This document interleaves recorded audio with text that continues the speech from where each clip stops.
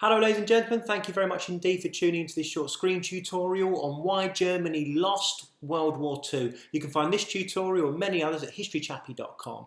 It's primarily aimed at the IGCSE students of history who've requested this video, but it's just going to give you a general overview on some of the reasons why Germany lost. Okay, so from 1939 to 41, the war was going very, very well for Germany, as you well know. They'd invaded Czechoslovakia, they'd invaded Poland, they had invaded France. Everything was going fantastically.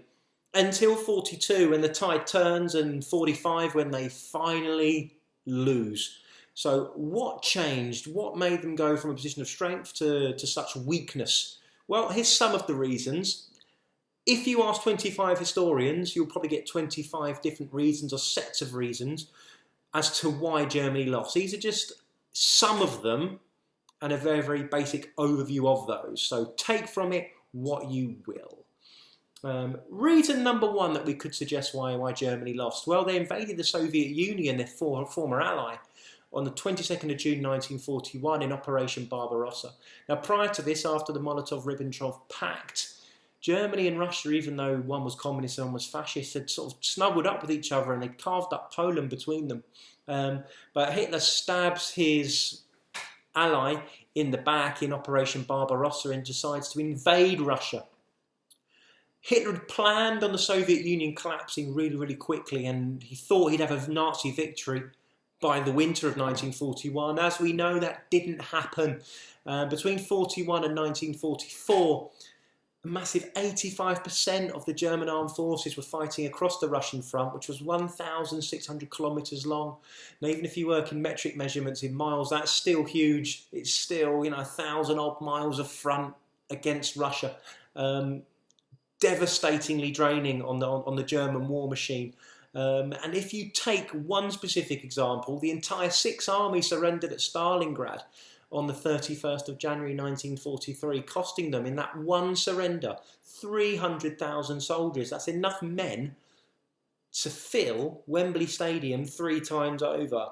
And that was just on that one surrender. That's discounting all the other men that had been taken prisoner or were missing in action or been killed fighting on the Russian front. So huge amounts of men and machine were absorbed and obliterated on that Russian front. So terrible news. Now, they say you must be mad to fight Russia. And Napoleon, the sort of great man of war, tried the same thing in 1812 and failed miserably. Here we see a picture of him down there, retreating in the snow, the harsh climes of the Russian winter. It's just too big to invade. However much of Russia you conquer, yes, there's still more to go, and more and more and more men to throw at you. Not a good idea. You're going to overstretch your supply lines. You're going to run out of fighting energy, men to fight and machines, whereas the Russians are going to have pretty much limitless supplies of manpower. And you're fighting on their turf. Never a good idea. It's got a massive population then of 200 million. Huge army. Not particularly well trained at the time, even though they did introduce this sort of T-34 tank, which was superb. But not a good idea to fight them. However many men you kill, they'll just throw more at you. And the winter is literally freezing. If you get caught fighting in the Russian winter, you're going to literally freeze to death, as many, many Germans did actually at their posts. They froze to death. Their feet became, completely full of frostbite. Their hands fell off, that sort of thing. Terrible climate to fight in the winter. That's why Hitler wanted to get it done in the summer, but he couldn't, unfortunately, for him. Reason 2, as well as fighting one superpower, the Russians, he was fighting another, the USA. So 2 superpowers. On the 11th of December 41, after the bombing of Pearl Harbor by the Japanese, Hitler declares war on America as a bad, bad move. The Russians can throw as many men as they want at a problem. The Americans can throw as many machines and money as they want at a problem, which they did. They could outproduce anyone and were also critically out of German bombing range. The Americans could bomb Germany from British bases. The Germans couldn't retaliate in any way, shape or form. The Americans were too far away. If we look at some of the stats, the Allied versus German production race, well, the Americans and the Allies could produce twice the amount of steel the Germans could, 4 times the amount of planes and tanks, and 7 times the amount of guns. So the Germans were just being completely outproduced in every sphere and domain.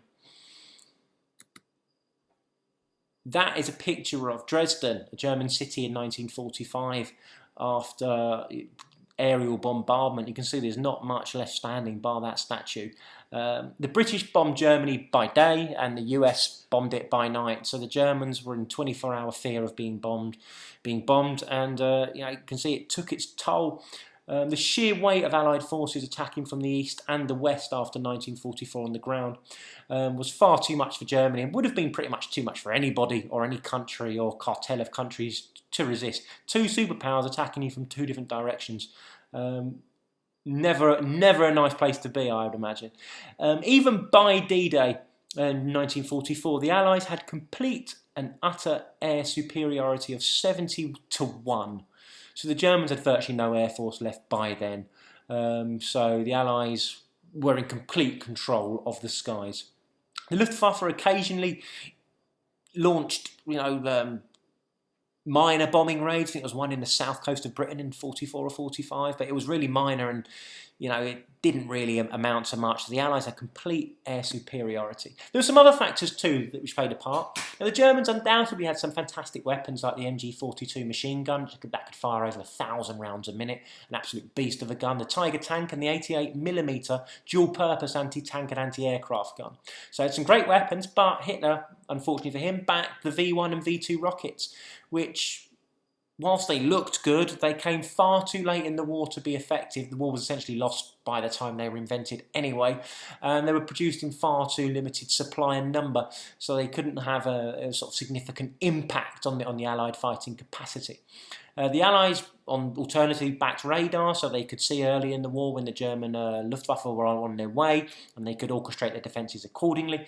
They introduced cipher machines and broke the German code, like the Enigma code, and not to mention the Americans backed the atomic bomb, which was used against Japan in World War II. And whilst it wasn't used against the Germans, it just sort of shows that the Allies were putting their money on projects that worked, and the Germans were investing in projects that didn't work to anywhere near that extent. Hitler refused to consider strategic withdrawals with Rommel in Africa or Paulus in Stalingrad, so men were lost, probably needlessly, when maybe some of them could have been saved to fight another day later on had they withdrawn. Hitler didn't like tactical withdrawals. For him, withdrawal was akin to defeat. So maybe, in hindsight, that was a big mistake from Hitler. They were slower, the Germans, than the Allies to use the capacity or contributions of women in the workplace, in the factories. We know the Nazis adhered to Kirchkinder, church, children and cooking. They had things like the law for encouragement of marriage. And the women's designated place was definitely in the home under the Nazi regime, and it stayed so well into the war.